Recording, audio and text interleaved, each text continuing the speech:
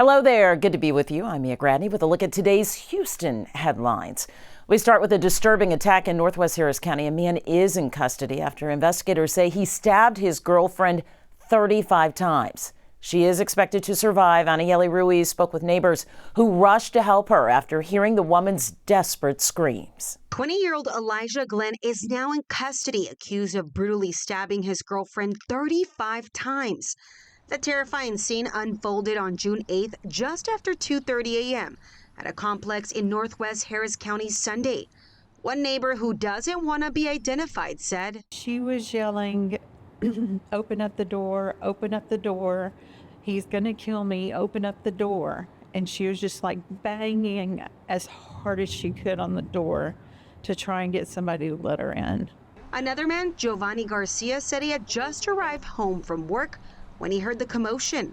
Clear as day, it sounded like she was right here in this walkway behind us, but it happened two stories up. Giovanni said he went to see what was happening and how he could help. That's when he saw other neighbors outside also concerned. They heard a man yelling, "Come on, you're making a fool of yourself. Come back into the apartment. You don't need to be yelling at the neighbors," and all this other stuff.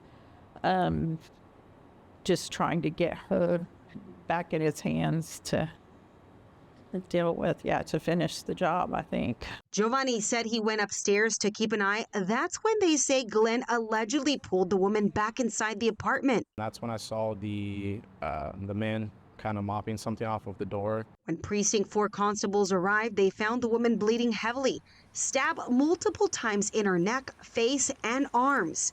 Incredibly, she survived. She was stabbed 35 times. What goes through your mind?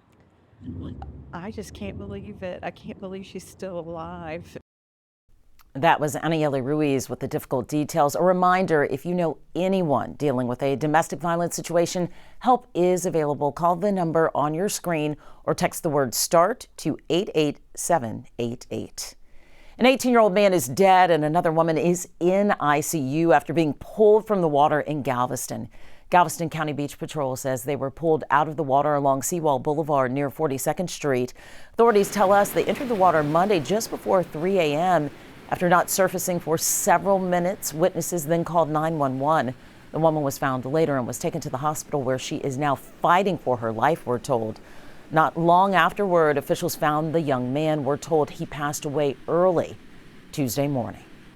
Now to a woman's plea to get back what was stolen from her truck and can never be replaced. Houston police tell us car break-ins are becoming all too common across the city, with nearly 9,000 reported this year alone.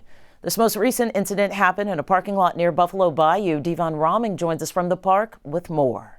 Well, the victim in this case says she just wants one precious item that was in her purse at the time of the incident back, an item which was left behind by her father who recently passed away. Daisy Luna Melton says last Friday she left her pickup truck parked in the parking lot of a nearby rec center, only to return to find the back window open and her purse gone. She says she started getting alerts on her phone, which led her to a nearby gas station where someone tried using her debit and credit cards. Surprisingly, she found her bank cards and social security card in the trash can at the gas station, but not her handgun or her late father's cell phone, which was sadly also in the purse. I kept his phone with me because those were all the memories I had of him. The last videos of him in the hospital, the last sounds of his voice. If we really want something done about this and we really want crime taken care of in our city, it takes all of us to report suspicious activity.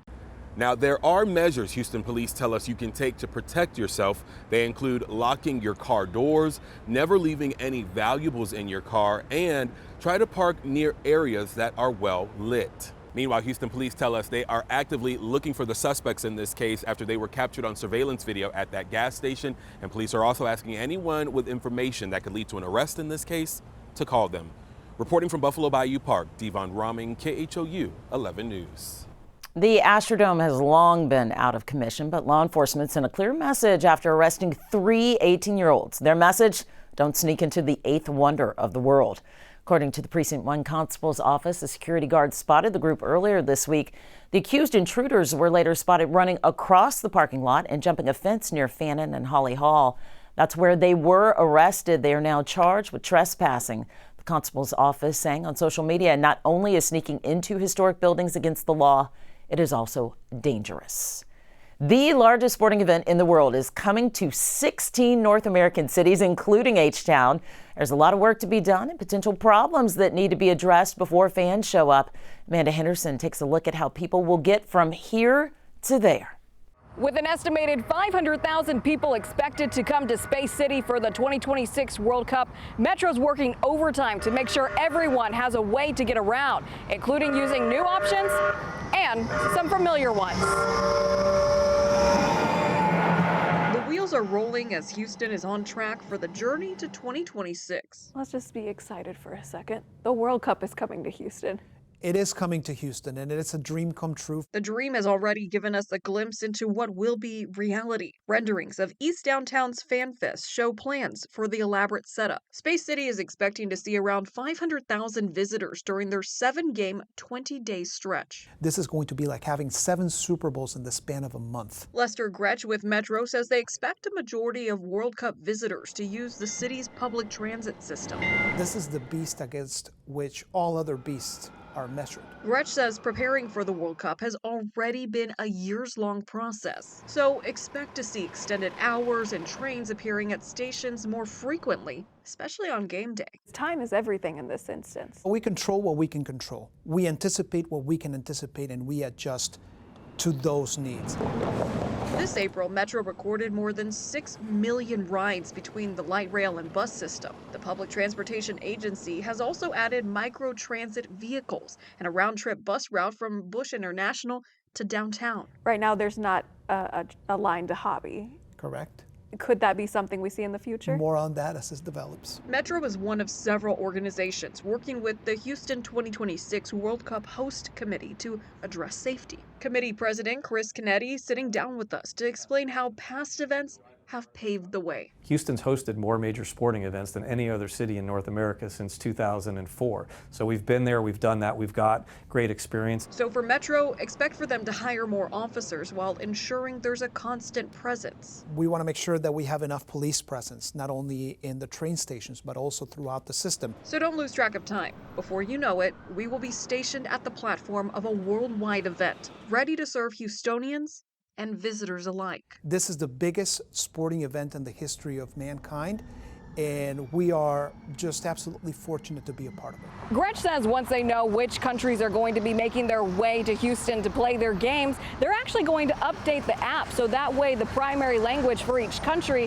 is on there, making it as smooth and as safe of a transition to use their public transit system as possible.